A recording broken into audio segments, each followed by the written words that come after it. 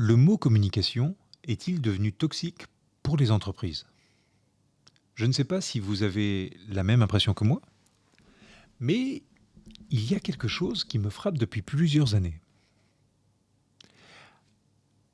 À chaque fois que je parle de communication avec un dirigeant, je sens que quelque chose change. Le regard devient plus prudent, l'écoute est différente, et parfois, j'ai même l'impression que la conversation s'arrête avant d'avoir commencé. Comme si ce mot transportait déjà toute une histoire. Des devis, des promesses, des déceptions, des budgets, euh, des résultats qui n'ont jamais vraiment été au rendez-vous. Et je comprends. Très franchement, je comprends.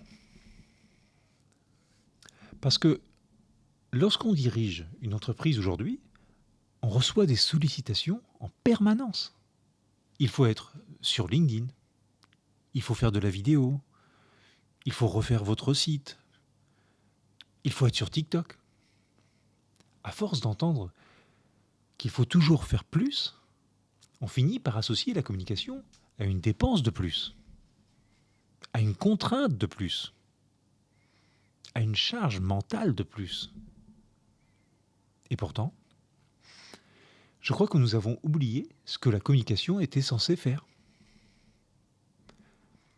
Car une entreprise ne communique pas pour publier un post, elle ne communique pas pour refaire son logo, elle ne communique pas pour tourner une vidéo, elle communique pour être comprise, pour être choisie, pour inspirer confiance, pour donner envie de travailler avec elle.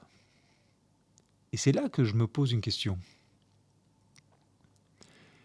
Est-ce que le problème vient vraiment de la communication? Ou est-ce qu'il vient de la manière dont nous avons appris à en parler?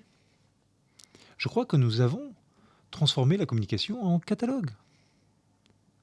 Un logo, un site, une vidéo, une campagne. Comme si chaque outil pouvait résoudre à lui seul les difficultés d'une entreprise. Alors qu'au fond, personne n'achète un site internet. Personne n'achète une vidéo. Personne n'achète des publications LinkedIn. Les entreprises achètent une perspective. Elles veulent recruter, elles veulent être reconnues, elles veulent rassurer leurs clients. Elles veulent que leurs différences soient enfin visibles. Et il y a un autre phénomène que j'observe de plus en plus.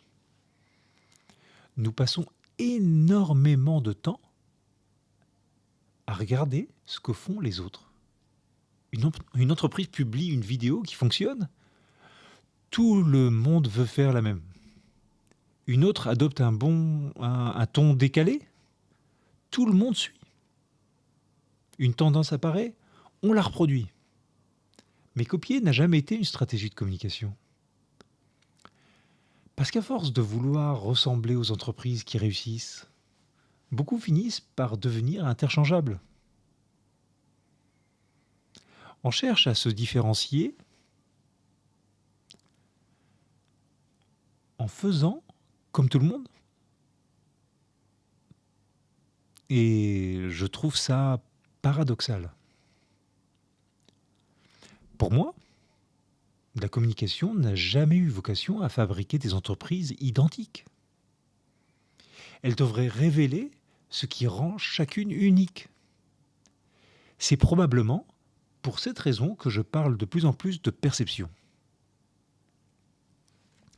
J'aime la communication. Vraiment. Mais ce qui me passionne, c'est ce qu'elle produit. Comment votre entreprise est-elle perçue? Est-elle comprise? Donne-t-elle confiance?